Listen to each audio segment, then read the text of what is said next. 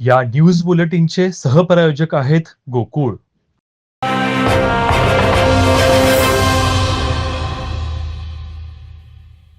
छत्रपती शिवाजी महाराजांच्या राज्याभिषेक दिनानिमित्त कोल्हापूर शहरामध्ये विविध कार्यक्रमांचं आयोजन करण्यात आलं आहे.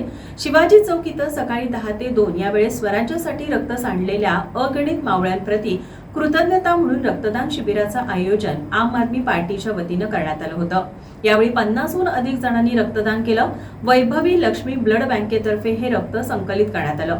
सर्व पदाधिकारी, अंगीकृत संघटनेचे कार्यकर्ते, रक्तदाते, मराठा महासंघाचे राष्ट्रीय उपाध्यक्ष वसंतराव मुळीक, स्वाभिमानी संभाजी ब्रिगेडचे रुपेश पाटील, महापालिकेचे उपशहर अभियंता सुरेश पाटील आदी उपस्थित होते.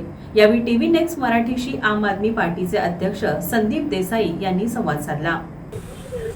आज शिवछत्रपतींच्या राज्याभिषेकाचा 351वा वर्ष आणि या राज्याभिषेकाच्या दिनाच्या निमित्तानं आम आदमी पार्टीच्या वतीनं आम्ही एक रक्तदान शिबिर आयोजित केलेलं आहे. मला अतिशय प्रामाणिकपणे सांगायचं आहे, अतिशय तळमळीने सांगायचं आहे की छत्रपतींचं स्वराज्य होण्याकरता मावळ्यांनी रक्त सांडलं. त्याच्या रक्ताचं कुठेतरी नातं या महाराष्ट्राशी आहे आणि तीच उदात्त भावना ठेवून ते नातं जपण्यासाठी जसं छत्रपती शिवरायांच्या काळात मावळ्यांनी रक्त सांडलं होतं, तशाच पद्धतीनं आज एक बाटली रक्त आपण देशाच्या नावावर मावळे म्हणून देऊया, अशा पद्धतीचा हा एक संदर्भ जोडून आज आम्ही रक्तदान शिबिर आयोजित करतोय.